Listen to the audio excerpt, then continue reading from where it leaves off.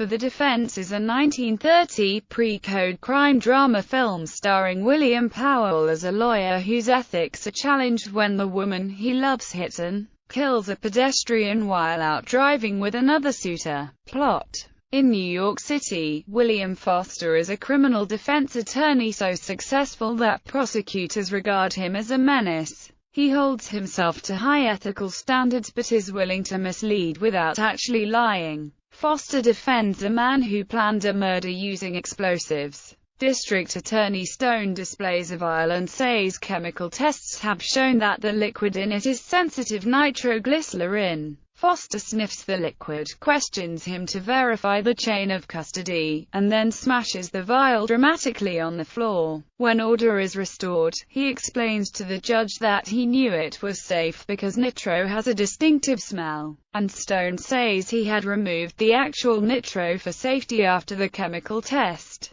But Foster points out that only the liquid now in the bottle was entered into evidence, and wins his case. Foster is in love with actress Irene Manners, and she loves him, but she wants to be married and he does not. She stays out late enough at night with Defoe to leave only one implication of what they were doing, and while driving him home, she does agree to marry him. He suddenly hugs her and she loses control of the car, killing a bystander. To protect Irene's reputation, Defoe urges her to leave the scene, lying that the victim is not badly hurt. Presumed to have been driving while drunk, he is charged with manslaughter. They both still conceal her involvement, but she begs Foster to defend him. He asks why she cares enough about Defoe to insist. She says she and Defoe are just friends, but she had already promised him on Foster's behalf, assuming Foster would be willing. Foster agrees, but finds that Defoe cannot tell her credible story at trial. Then Foster finds out that Irene was at the accident scene and therefore must be much more than just friends with Defoe. Foster is crushed, but she still begs him to get Defoe acquitted.